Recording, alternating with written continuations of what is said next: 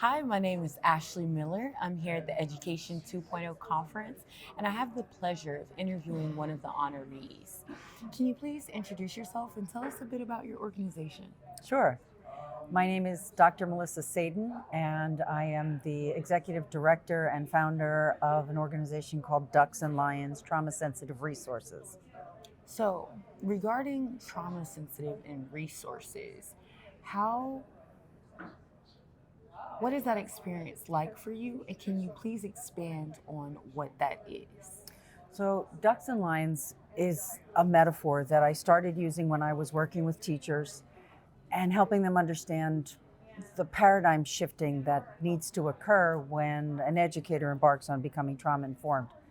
And the metaphor is a simple little one based on ducks, and I picked two animals that were very different from each other. Um, Children who get what they need from conception to the age of 18, we'll call them ducks, neurotypical. And most of what teachers are taught is based on that neurological development. However, we know that more than half of the children in any classroom, any day, have experienced some form of adverse childhood experience. So much so that, in fact, it changes the trajectory of the development of certain parts of the brain. And that creates a being that is as different from a duck as a lion.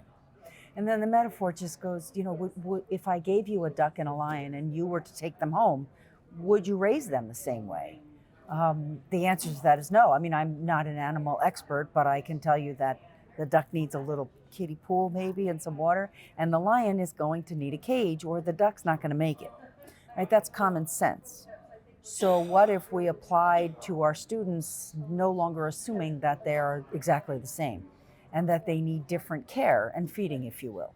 And so the metaphor just stuck, and teachers will talk to me about their ducks and their lions, children who didn't get what they needed or may have been hurt by the people who should care for them.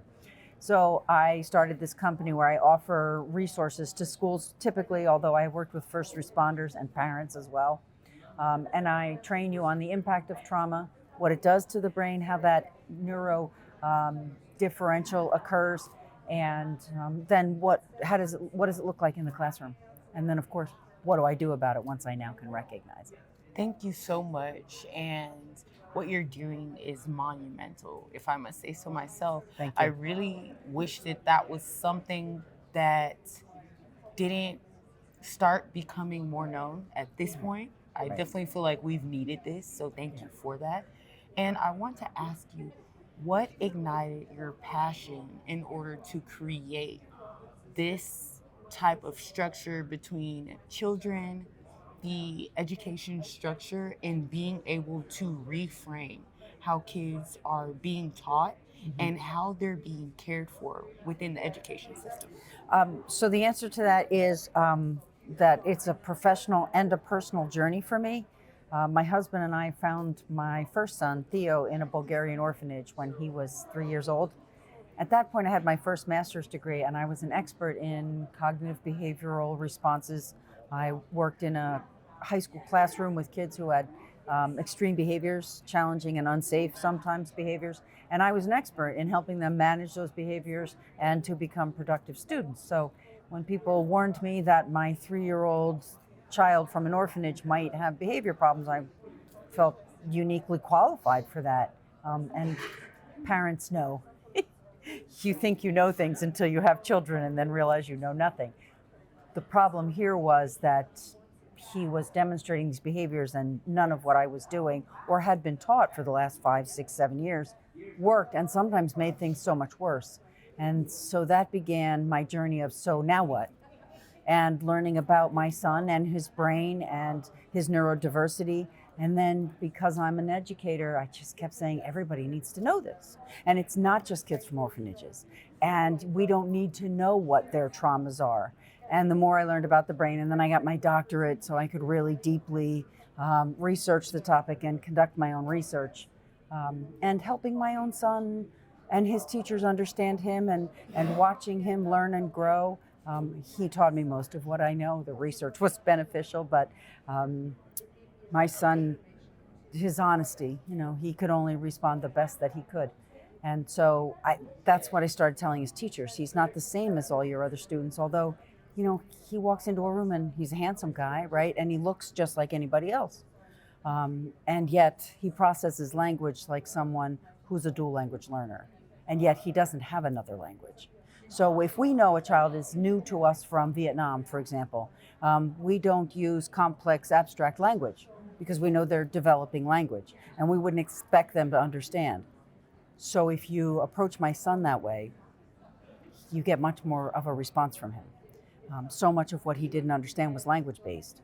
And then as a special educator and a director of special education eventually, I started to think, how many other children are being labeled bad or lazy or manipulative, and really they are struggling with language and they don't know it either. So that was the beginning of the first book that I wrote. Was Theo came to me at graduation from high school and said, Mom, you have to keep telling all the teachers the way you taught my teachers how to understand kids like me. And I was surprised that he understood how much teachers needed to know. And he gave me a list of 20 things and said, this is what teachers need to know. And I remember that day and I looked at my husband and I was like, how do you write a book? Wow. That we have to make this a book. I'd Wow. never thought about writing books. So that was my first book. And then I had the really good fortune of meeting some wonderful co-authors. Adam Lanningham, an expert in gifted education. Giftedness itself is not a trauma. However, gifted children process the world around them in unique ways. And so they process trauma in unique ways too. And then Callie Phlox, who is such a talented arts educator and works in a lot of with indigenous folks in this country as well. And so she was doing a workshop on if you teach using art principles, whether it's math, history, social studies, then you're actually increasing the aptitude.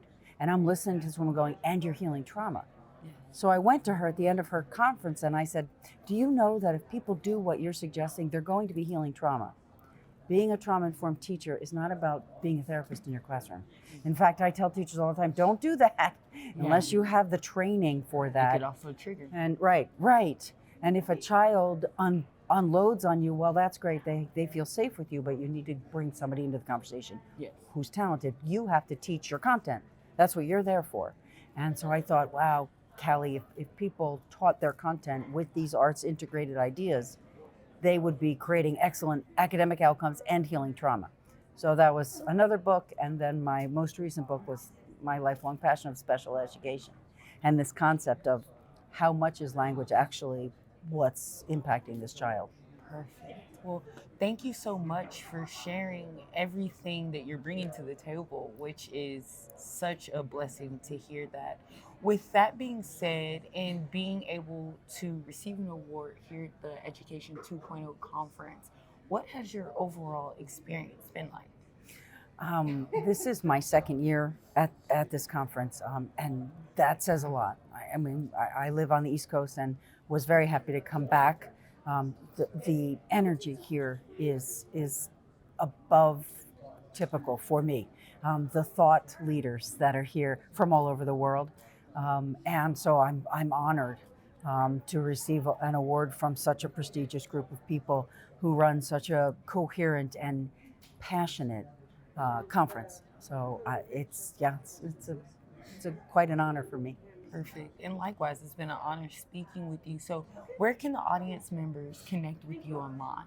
www.traumasensitive.com is my website, and you can get to me via email that way. And you can also Google me. I come up. I'm on Twitter and LinkedIn and Facebook as well. Perfect. Well, thank you so much for the information, allowing me to interview you, and congratulations once again. Thank you for having me. It's been great.